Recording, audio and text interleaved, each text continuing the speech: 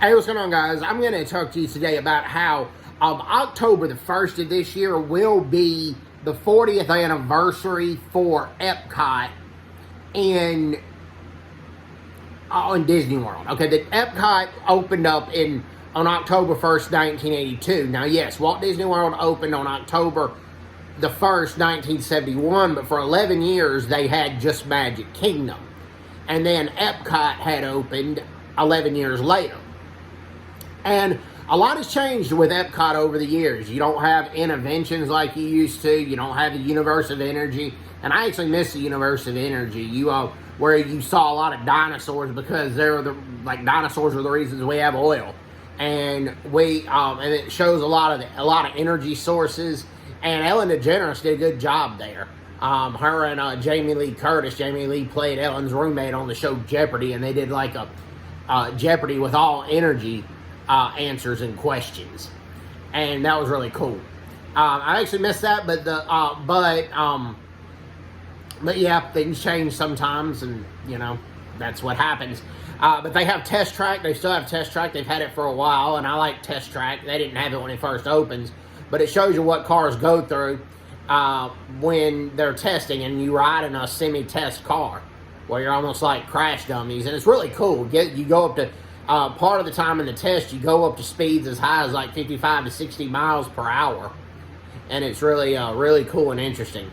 But they've had Spaceship Earth ever since Epcot opened, and they show no signs of taking that away. Spaceship Earth shows the origins of communication, and they do it in a fun way with showing robots of the Phoenicians who invented the alphabet. Then you have cavemen who wrote on the walls. Then it shows the Egyptians and the hieroglyphics. And that's just some of the stuff it shows. It shows Johann Gutenberg inventing the printing press. And that's in what you call Future World. And they have the Living Seas with Nemo. And then you do see live fish like it's an aquarium. But at the same time, you take a ride where you see a bunch of Nemo stuff and you see the live fish, which I think is pretty cool.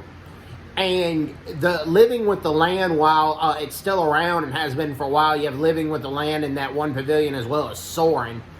Soarin' is where they take you up, and you're really not moving, but it looks like you are, and it looks like you're flying across the world.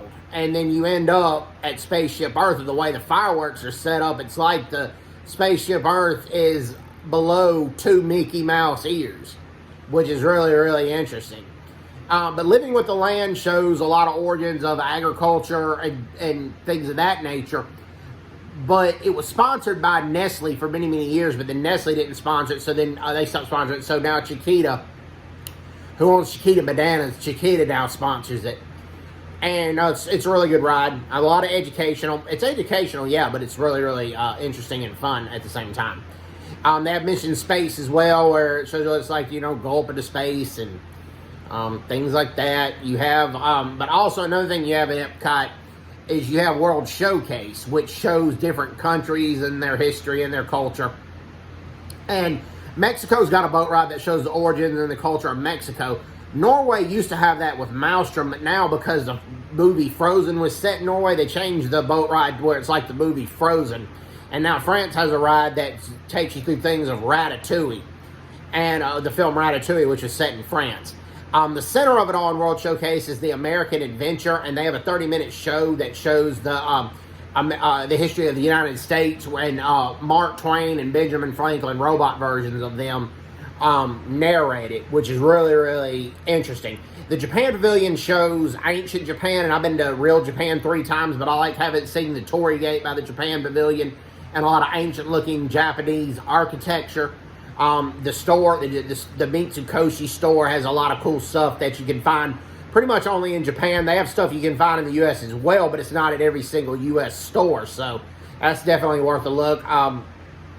Another thing, Canada has a movie as well. Canada has a lot of cool stuff. They have, and the 12-minute movie they have that's narrated by Eugene Levy and Catherine O'Hara, 2 Canadian actors. Catherine O'Hara played Macaulay Culkin's mom in Home Alone and Home Alone 2. That's really cool as well. So, yeah, happy early birthday to Epcot. And I'm going to do some further videos on this October the 1st. So, hope everybody's doing well. Take care. God bless, and bye-bye. Bye-bye.